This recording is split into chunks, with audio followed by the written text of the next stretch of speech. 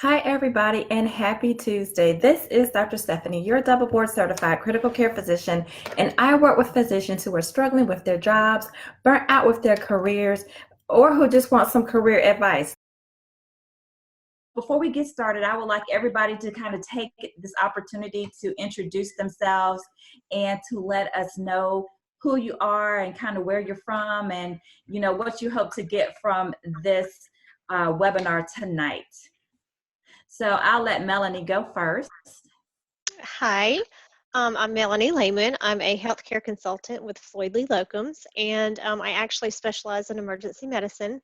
I've been in emergency medicine field for about 18 years now. So I recently joined Floyd Lee Locums, and yeah, I'm just kind of here to help answer any questions. Well, thank you so much. We will definitely be asking you lots of questions. And then Dr. Yvette, she's also one of our co-hosts tonight. Hello, I am Yvette McQueen, MD, a global physician on a mission to educate about health, travel wellness, and disease prevention. So an emergency physician and travel doctor that's been doing locums for, I guess, 20 years, but definitely locums full-time for the last 10 years. And I have lots of experience and information to tell you about emergency medicine. So yes, I invited Dr. McQueen here because I'm a critical care intensivist. I do critical care locums, but Dr. Yvette is a locums veteran, and she knows the locums EM marketplace in and out because she's been there and done that for 2 decades. So she's going to be a source of expertise. And then my favorite recruiter in the whole world, Zach. Hi, good evening. My name is Zach Berganti. I'm the director with the recruitment team at Floyd Lee Locums. I've been in locum staffing now for about 10 years, and I think Dr. Freeman, you've been along with me every step of the way. So critical care is definitely my background, but we are learning. Oh, Melanie's teaching me, and we're learning many other specialties here at Floyd Lee. Awesome. And then there's Kemi. Hi, everyone. My name is Kemi Upchurch. I'm VP of Client Services. I've been in healthcare staffing for almost 20 years now, and recently, joined Floyd Lee Locums in 2017. My primary responsibility is for, is dealing with the clients, building client relationships, expanding client relationships, bringing on new clients. So we have, more places for our physicians to work. So I'm excited to be here tonight, and hopefully I can be a resource to you all as we, discuss, how the changing markets regarding emergency physicians. Awesome. And then there's Linda Frazier. Oh, hey, everybody. I trained in family practice. I've done emergency for many years, but these days I'm home doing telemedicine. And I was just interested in if the idea of options with locums or ER medicine. I hadn't really heard anybody talk about that before. So I'm just sort of interested in what there is out there. Oh, wonderful. Thank you for joining us. And then Dr. Mishra.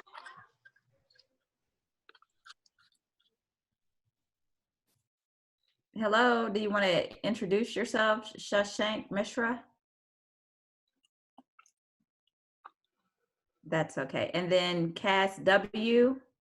Hi, everyone. My name is Cassandra. I'm actually in California. I'm an OBGYN. I'm currently on call. So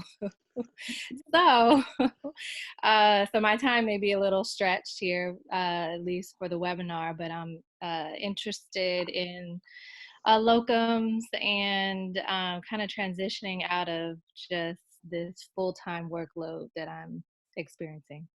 Wonderful. And then Dr. Beals. Can you hear me? Yes. We can. Hi. I'm emergency medicine trained. I've been out of residency for about 11 years, currently in Chicago. I've done locums on and off probably about 5 years, looking to expand probably in Texas. And I do telemedicine as well. And I'm also considering doing integrative medicine. Oh, wonderful. Wonderful. Well, thank you all for joining. So the reason why I kind of asked asked everybody at Floyd Lee Locums and Dr. McQueen to kind of put together this Zoom webinar is because I'm in a lot of locums Facebook groups, and I've been hearing a lot of chatter from a lot of emergency medicine physicians who are saying that the marketplace is changing and they are finding difficulty finding jobs. They are finding the competition is much tougher. The pay is dropping, and there's just a lot of fear. And so I wanted the experts, the locums experts, and a locums expert, Dr. McQueen, to kind of talk about that issue and what we physicians, especially emergency medicine physicians, can do to kind of mitigate these changes while staying competitive in the marketplace. So we'll start off by asking Dr. McQueen to share with us what she has noticed the changes over the last 1 to 2 years in terms of the EM marketplace. And can we just make sure everybody has their sound on mute?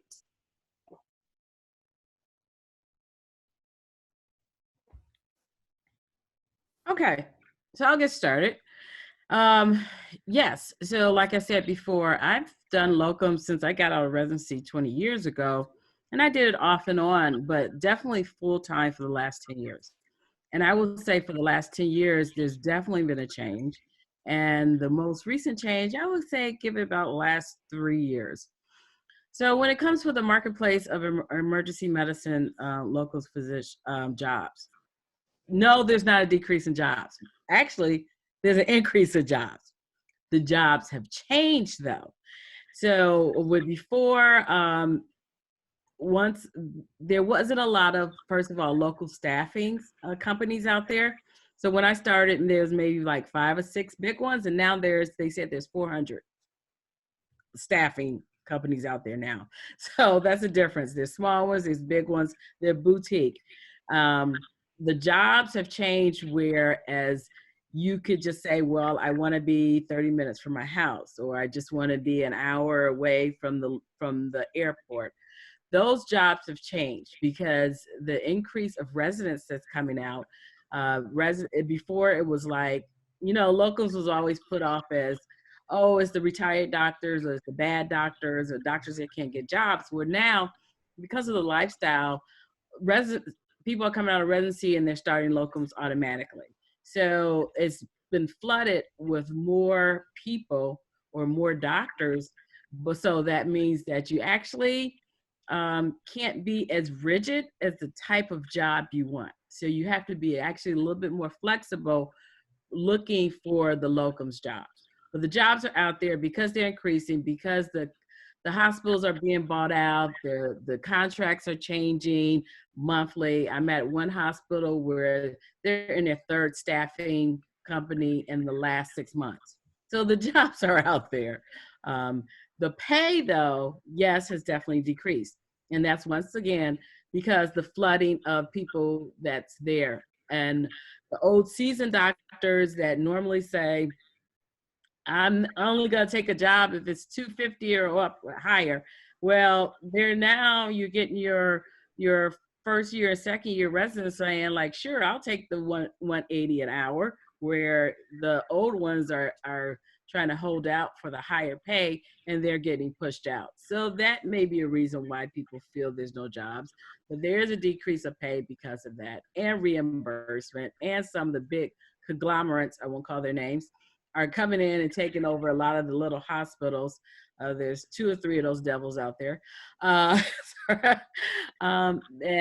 they're just setting the pay scale for it. And then you also said, let's see, decrease of jobs. No, yes, there's a decrease of pay. And what was the other one you said you're hearing, Stephanie? Yeah, the decreased jobs, decreased pay, and they just feel like there's not as many opportunities. And physicians, they're actually scared. I'm hearing a lot of fear. Okay, there's no fear, because if I'm gonna be honest with you, if you ever look on job boards, and I don't know if any of people go on the job boards, and there's several different ones that list them, and it's like edphysician.com or something like that. the jobs are out there. So there's no fear in going into locums because you will have a job. You can find a job. And once you put your CV out, people will call you. It's just the type of job you have to be flexible and who you willing to work with, I guess, and who you willing to sell your soul. And that's where boutique, and I call them boutique staffing companies like Floyd Lee Locums come along, and they actually have relationships with their physicians. And I think those are the ones that I'm happy with working with. So, Melanie, what would you say you have experienced in terms of, from the locums staffing perspective, in terms of the jobs that are available now? Well, so we're seeing a lot more emergency medicine jobs coming in that we're able to help physicians obtain positions in. We're getting them all over the country. We're getting them from Mississippi to Michigan to Massachusetts, South Carolina, and we're working with a lot of different staffing agencies that are having trouble staffing themselves. And, you know, just like Dr. McQueen mentioned, a lot of physicians are going towards the locums agencies because of the flexibility of their schedule. And there's a lot of positives that they get from the relationship with doing locums. So, Kemi, can you talk more about this? It seems like there's this now influx of corporate medical companies providing staffing for all of the service lines in the hospital. I know for critical care, it's huge. I know for hospitalists, it's huge. Emergency medicine. Can you kind of talk about that and how that's really kind of changed the locums marketplace in terms of who we're actually having to deal with, in terms of making sure all the pieces fit together and what that means for physicians? Yeah, I mean, my experience has been, you know, there are a lot of these, you know, physician management groups that go into hospitals and they pretty much pitch, you know, we're going to increase efficiencies, we're going to increase your revenue, we're going to grow your margins, promising them, you know, a lot as far as, you know, top line growth. However, you know, not necessarily, you know, of course they also say, yeah, we'll you know, focus on patient care, but at the end of the day, that's not always, you know, their goal. They're bringing, you know, these companies into hospitals to just, let's see more patients. How can we, you know, make a little bit more money? And, you know, that a lot of times is those savings, those cost savings that, you know, the hospitals are getting from these physician management groups, the people that have to pay for are the physicians. You know, we do, you know, there's a cap, there's a budget that they have as far as, you know, physician spend. And so that's transferred over to companies like Floyd Lee. You know, we're now, you know, not able to get, I mean, we still have direct contracts with facilities. However, when we do call in, oh, now we work with so-and-so management group, you need to call them. So that's what we're seeing. And, you know, when, so rates, so it is affecting rates. And when we do see those higher rates, we're noticing that they're high acuity, you know, facilities, very busy, high volume facilities. Locations are probably not, you know, what are the ideal. So there are still opportunities to make those, you know, high pay rates, but you're definitely going to pay for it one way or the other, you know, to get those high rates. But in general, that's what we've been seeing, and it's not, unfortunately, it's not going anywhere. I think those companies are just acquiring more and more, you know, hospitals on a daily basis. Yeah. Thank you. So I think Kate Little just joined. Hi, Kate. This is Dr. Stephanie. Thank you for joining us. We are talking about changes in the EM locums marketplace and what you can do as a physician to stay competitive. If you want to take a second just to introduce yourself to us and tell us where you're from and what you do.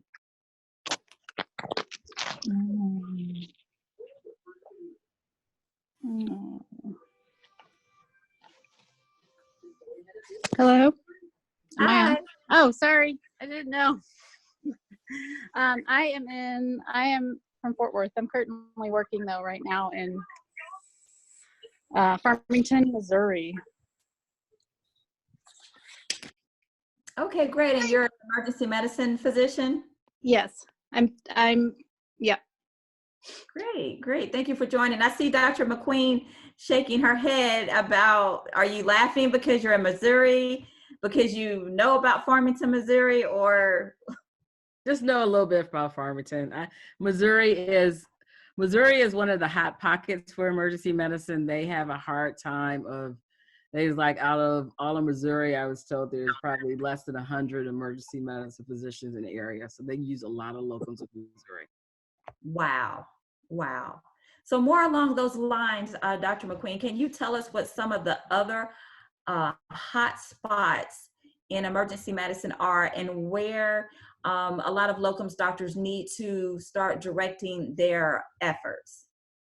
Well, one way to make yourself very marketable is, of course, a lot of people feel that if I have one state license, I'm gonna get all the license neighboring. So like I was Florida and I got all the ones around me, Georgia, Alabama, and they feel that they're covered. Well, that used to be they would be covered.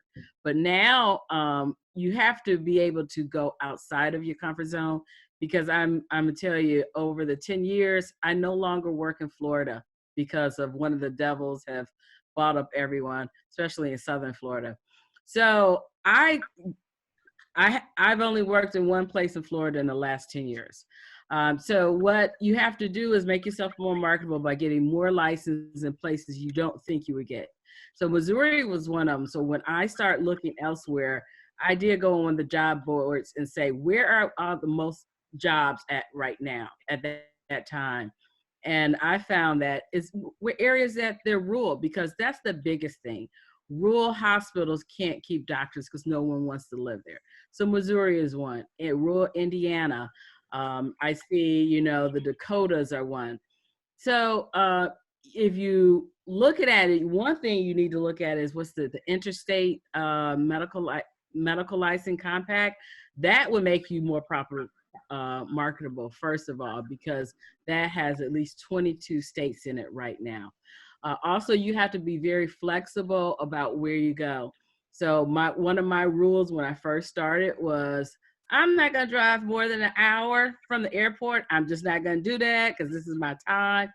Now I'm willing to drive further because I want a different experience. So I don't want to work in, the 40-bed ED that's, like you said, that has, 2 or 3 docs on. I'm running the whole 12 hours and I'm dead beat when I get off just for that higher pay. I'd rather work in the 12-bed ED, single coverage or overlap coverage, where I still have a reasonable amount of pay, but I still feel like when I get off a shift, I can actually drive to the hotel.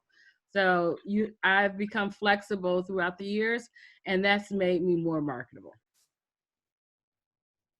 I would say that I agree with critical care. I have a saying that one of the things that you have to do to make sure that you maintain your marketability is go, work, do. Go where nobody else wants to go, do the work nobody else wants to do, and work the shifts that nobody else wants to work. So, and then along the lines of, how long you're willing to drive, Dr. McQueen, from an airport. Zach will tell you, I'm taking this locums assignment, and I drive 3 hours from Charlotte to go to West Virginia. And it is what it is. But, at the end of the day, if you need to work, you need to work. And being open to go to other places, work the shifts that you thought you wouldn't work, and, do the types of jobs and, some of the initial, clinical duties that you thought you wouldn't do. You have to do that nowadays in order, even with critical care, because I'm seeing the same market forces in play in critical care that you guys are seeing in emergency medicine.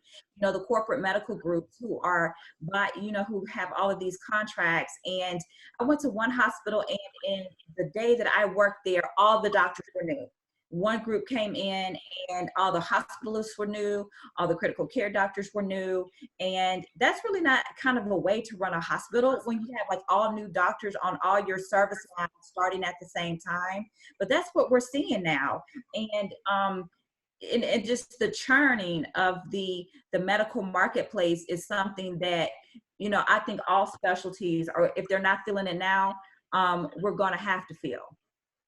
And I've started to make locums work for me as far as, you know, first of all, I work night shifts. So sometimes I like to fly in the day I work. So that's why the driving made a difference. But I've learned to use that one day before and one day after that the companies give you to make it work for me. Because I was like, why am I rushing home? I'm rushing home to empty house. I mean, I know some people need to go back to family, but I've made the locums work for me and find out tourism in the area I'm going.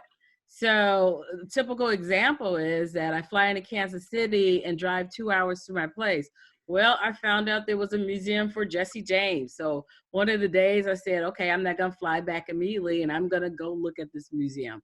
And I've made tourism, added tourism to the locums that makes it, and I have some wine down time and then I go hop on the plane and then I head back home.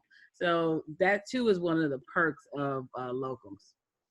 So Zach, in your experience, you know, Dr. McQueen was saying some of the things that she had to do in order to make herself more competitive, to make sure she had steady work.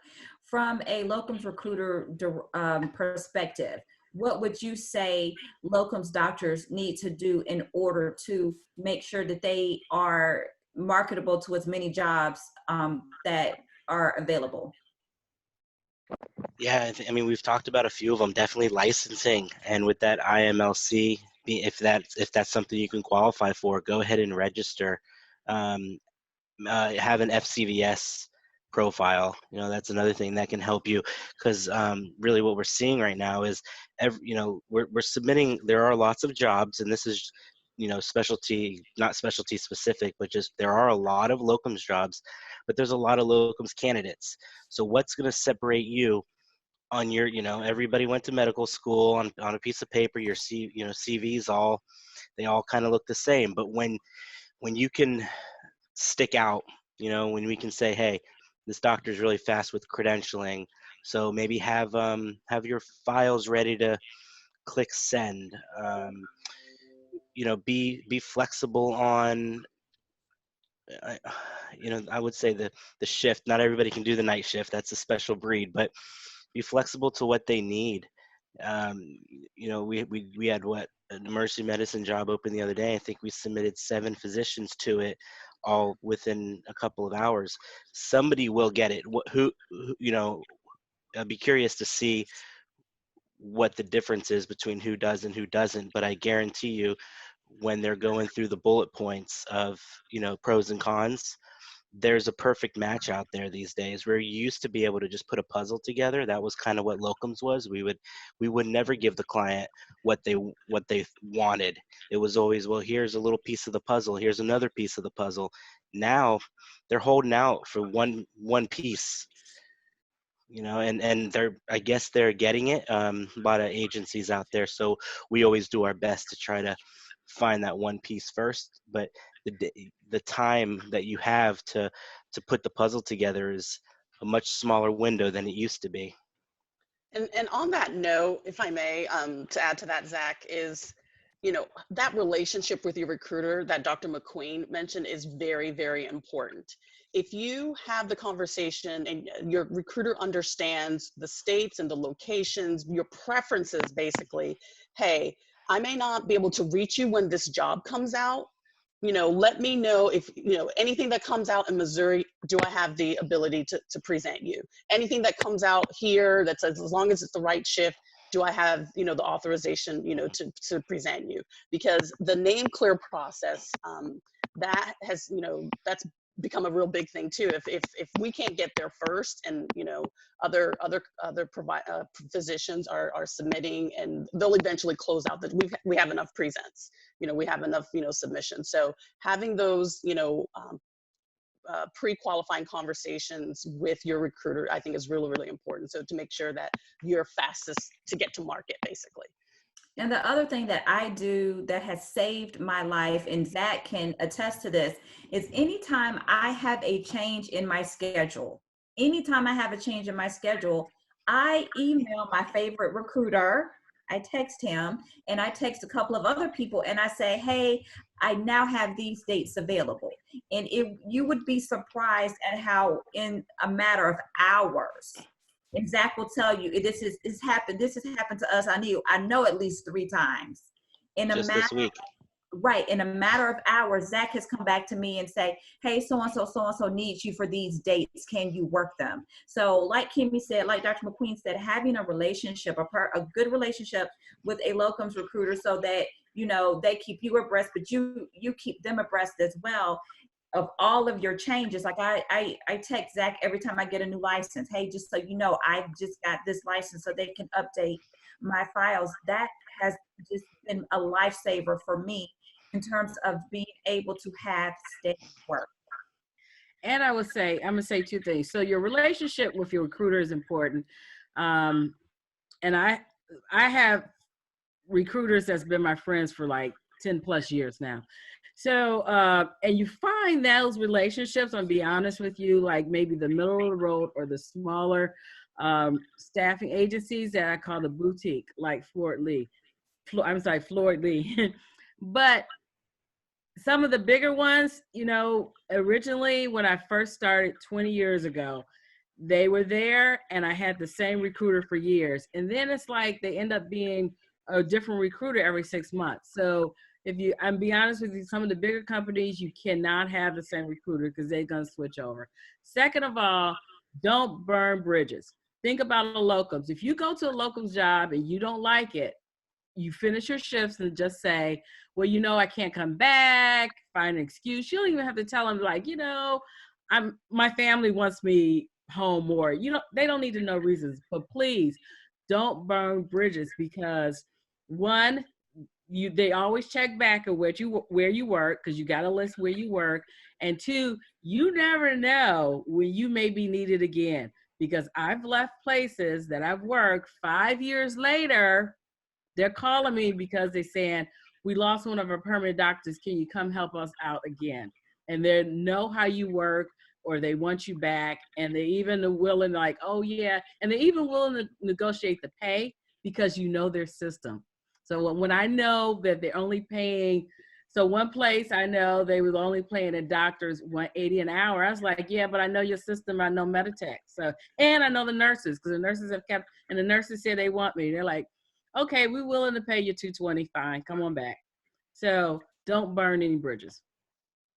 This has been great. So I would just like to take the opportunity to open up the floor to the other doctors on the call to see what questions, comments, concerns that any of you all have. Is anything resonating with you in your experiences? Dr. Frazier, what do you think? Well, it's good to hear everybody's experience. I would always work at a hospital intending to stay there forever. And then there was always something about the job itself that would come up that I didn't, there was always something, typically with other people that I worked with, that, anyway, so I would move on. And so I finally, just late in my career, signed up with a locums company, and I worked within Texas, and I worked in Missouri a bit too. My last jobs were in El Paso. But the thing about locums that always got to me is that, again, I would sign on thinking I would be there forever, and then it would be like the rug would be pulled from under you, and you wouldn't quite know whether it was you or whether it was the job. They wouldn't really tell you. So that happened twice, and I got so discouraged. The last job, I got so discouraged. I spoke to my recruiter, a really good guy in Dallas, Fort Worth. I said, I'm not doing this anymore. It was so upsetting. I've been in El Paso for 2.5 years at the same place, and then all of a sudden, boom, you're off the schedule. And and they wouldn't tell you why. And then I got good references afterwards to do this telemedicine. So it wasn't anything definitive that I had done, but they wouldn't really tell you. So that's what bunged me up about locum work is that you don't really know when it's going to end. It's not really up to you when it ends.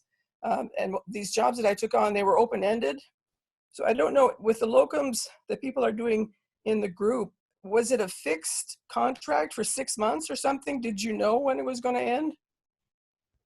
For me, no. And that just happened. And you bring up an excellent point. And this is what I tell everybody, that you kind of have to know what the situation is in the facility when you're going in. Are you going in because it's a new program? Are you going in because they're changing staffing? Are you going in because some doctors have quit? I just had a situation in an assignment in North Carolina, and I knew it was a new program. I had always asked them, when are you hiring permanent docs? When is the start date for the permanent docs? I always asked them that because I knew that once they started signing contracts, they were going to be looking to offload locums doctors. And sure enough, they have doctors that are going to start in March. So, well, it's already January. I'm on the schedule in March. I'm expensive. I cost more than the permanent doctors cost. So I went ahead and just said, let's cancel my assignment for the end of March, because I know you guys are bringing in permanent doctors for the end of March. So there's no reason for me to be on the schedule when I know you're going to 30 date me because you got somebody who signed a contract yesterday. And so then they're like, okay, fine, don't work March and don't work February either. But I saw that coming because I knew that they had just signed some doctors permanently. And so I'm always on the lookout for the signs and the subtle signs that you can kind of tell when your time there is coming to an end. So chances are it's not you, Dr. Frazier. For me, as a locums critical care doctor, I never stay a place. I never go a place. Well, I did one place for a year, but I was wondering why I was still going there for a year, because they had replaced all of the permanent doctors that they needed to replace. So I was like, why am I still on the schedule? And then 1 month I wasn't on the schedule. So it's usually a staffing issue, and it's usually they've gotten the permanent doctors that they need. And whenever they have an opportunity to offload the locums doctors because we're very expensive, they take that opportunity to get rid of you, but they won't tell you. Dr. Frazier. So first of all, I'm in preference with it. Locums is a different breed, just like night shift. So a lot of people go into locums, and to be honest with you, not understanding that locums, once again, it means temporary. And I've always gone in there knowing that all these jobs are temporary. Now, there are some jobs that says locums to perm. So they're willing to take locums if you're willing to become a permanent person. My locums is, I don't have contracts with them. I don't have contracts with any of my locums. It's like month to month. Okay, maybe I'm on a schedule this month for 8 shifts. Maybe I'm on a schedule for four shifts. And that's happened with one of my places, the only place I'm working in Florida, where I was on this shift and I gave them 6 shifts a month, and then they hired a full-time. And they're like, well, we don't need you. And I was gone for a couple months. And then one of their doctors got sick, and they're like, oh, well, can you give us some shifts again? And then they hired, but you can notice, I noticed as they hired more, then I knew I was coming off. And I always prepare myself. I don't keep all my eggs in one basket. I'm going to prepare myself to be able to hop to another one. Another thing is, and I'm just being honest with you, I don't stick with one staffing company. I'm being, the only loyalty in locums is to yourself. Okay. So you're going to have to be able to be flexible, because say if I was working for Floyd Lee and this month they don't have any jobs for me. So if I'm only with them, I have to sit back and depend on my savings. So I'm going to go to my other company and say, well, this company number one does not have enough jobs for me. So can you find me another one? So that's another. So locums it's not you. And I agree with it. It's all staffing. You got to look at the condition. Like she said, did they get bought out? Are the employees of the hospital now going to one of these physician management groups? Which changes, like I say, from month to month. Is it because they hired more doctors? So generally, unless you know you had an altercation with a nurse or something, which has happened, it's not you, and you just have to accept that. I go in knowing that I may never see these people again. Good. Yeah, good advice. Thank you. Dr. Bills, what are your thoughts? It's been a while since I've done locals, probably about a year. And I mean, every time I go in, I know that it's not a permanent situation. And I'm usually told that, you know, you're going to, you know, we hire so many people and then we won't need you next month. Absolutely. And Dr. Cassandra, what are your thoughts about everything? Questions, observations?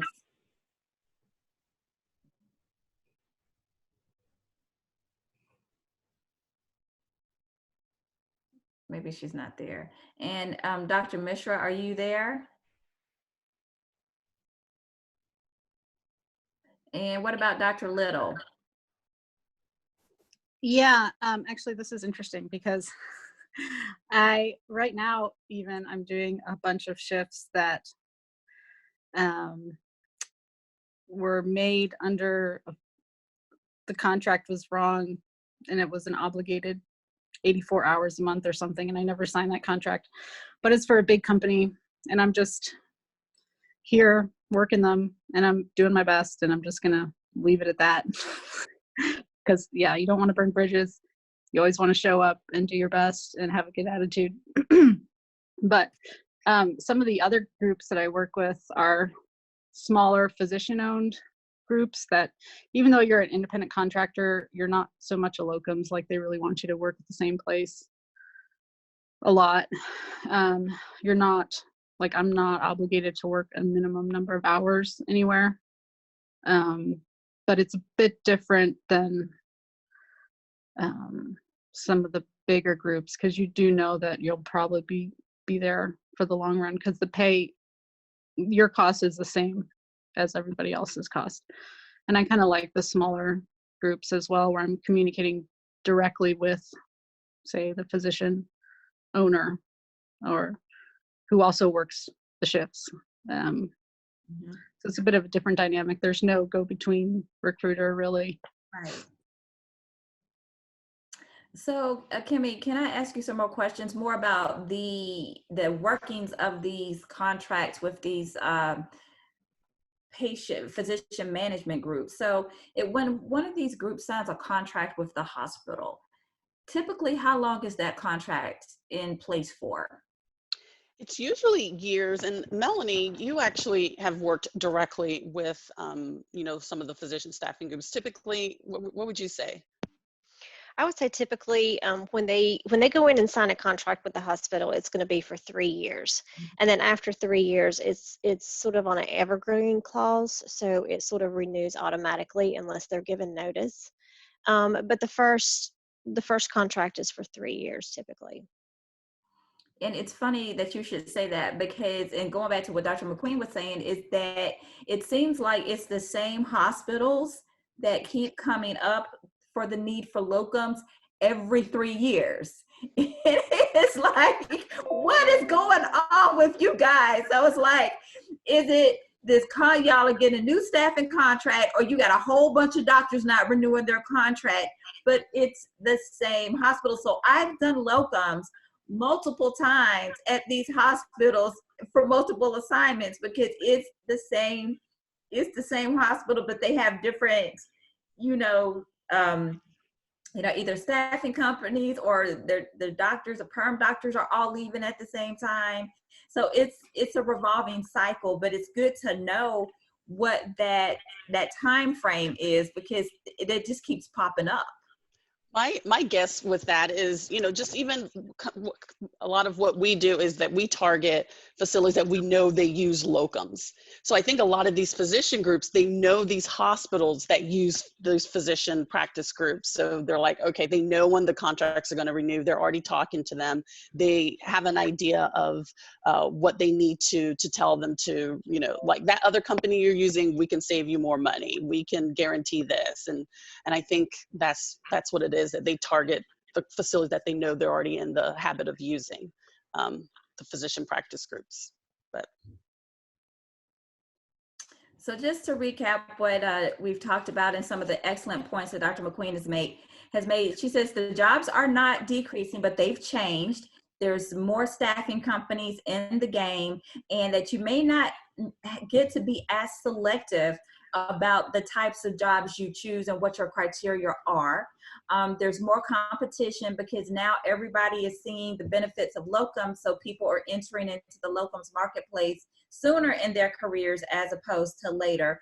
She does say that pay has decreased, and I know pay has decreased in terms of critical care as well. And then you just have to kind of decide which kind of locums company you're willing to work with. Recommend working with multiple locums companies, but you know, smaller boutique companies do offer an advantage. Licensing is huge. Not only to get licenses in the states, your surrounding states, but be willing to get licenses in states that you have not considered. Be selective in your licensing by going to see where the jobs are located and going ahead and getting licenses in those states. If you qualify for a state compact license, go ahead and get that process moving, and also get FCVS and target rural hospitals, because those are the places that have the greatest needs.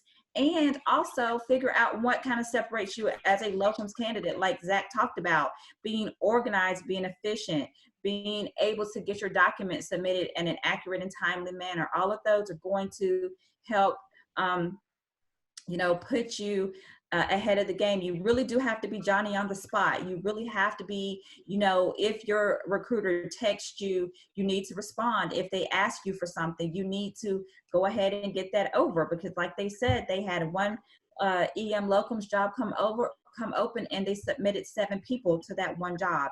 So what is going to be your separating characteristic? And like Dr. McQueen said, don't burn bridges. And this is why I tell everybody, you know, you have to look at locums for what it is. It's business, it's not personal.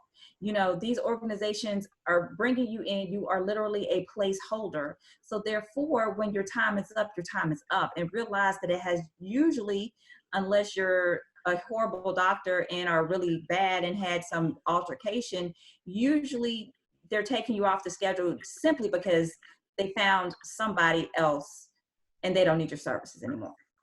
And that is what it is.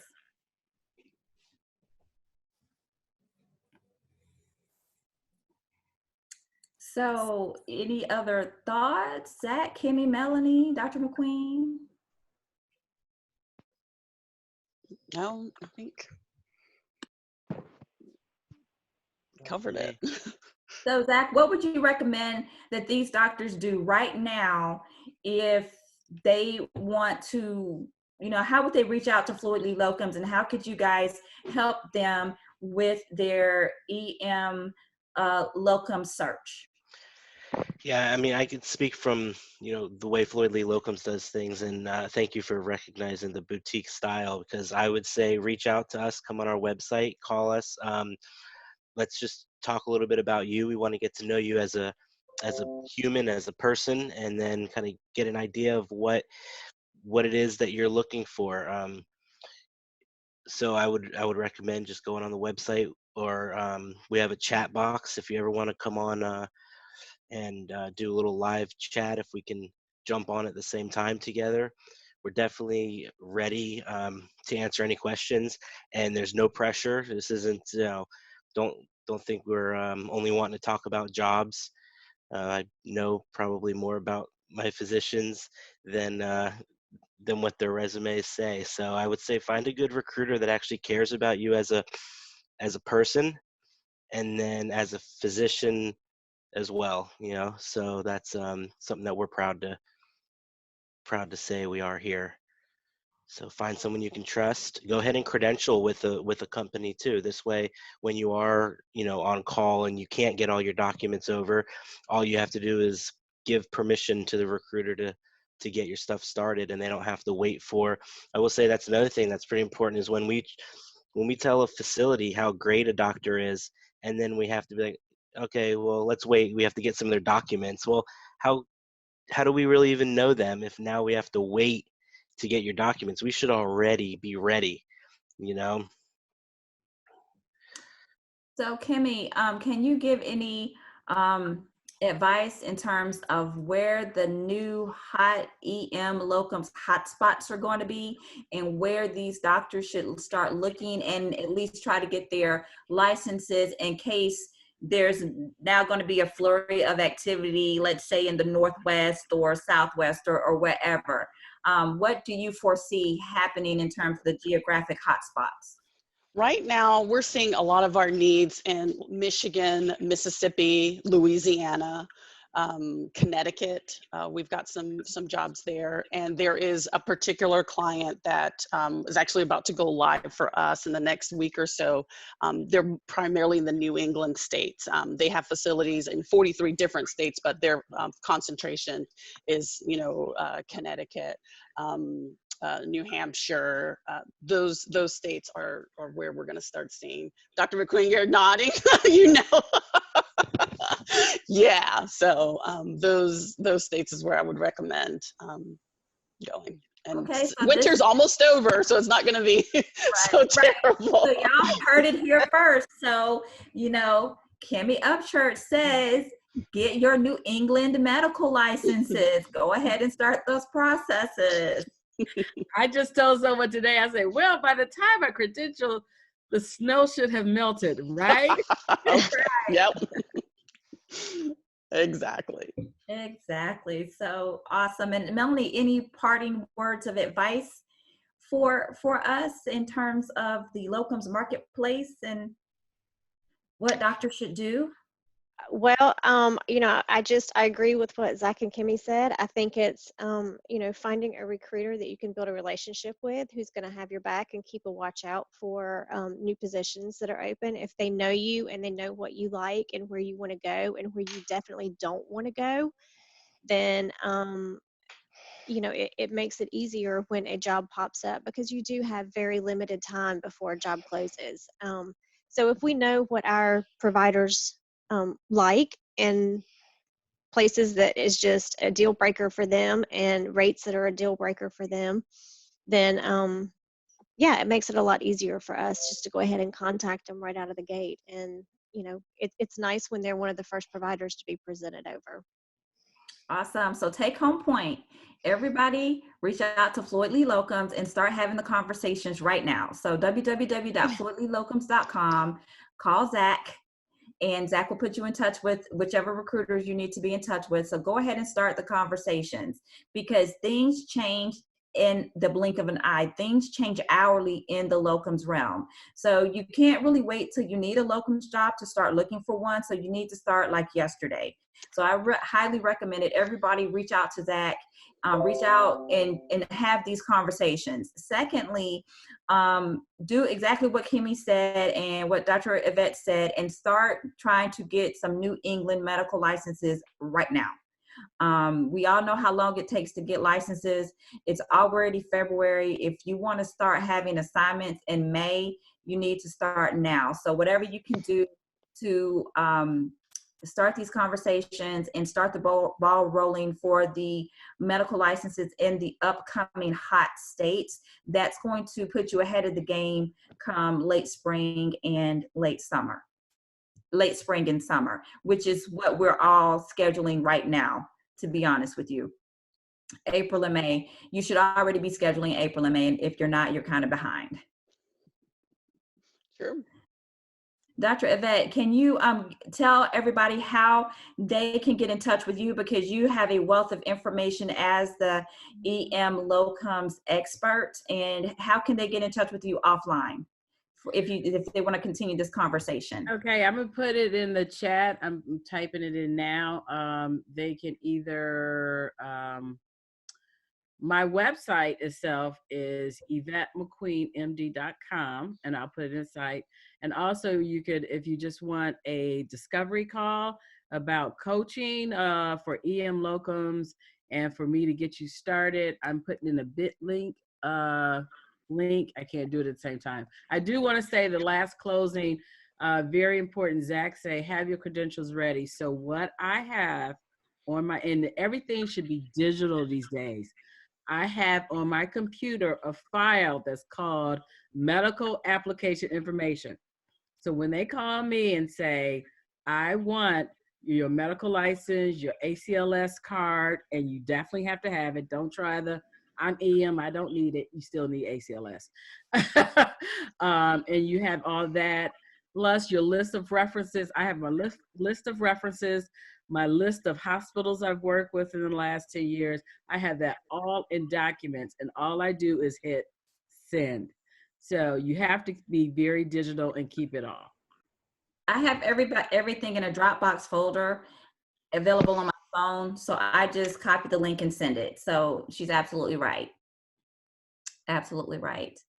So, okay, well, we've been here for about an hour, and I am really grateful that everybody came. Like I said, www.floydleelocums.com, floydleelocums.com. And like I said, reach out to Zach, like starting tomorrow, so that we can all have these conversations, because time is money and you need to get the ball rolling. So reach out to Zach, www.floydleelocums.com, and start working on some New England medical licenses tomorrow, so that when these jobs become available, you will already be ready to go.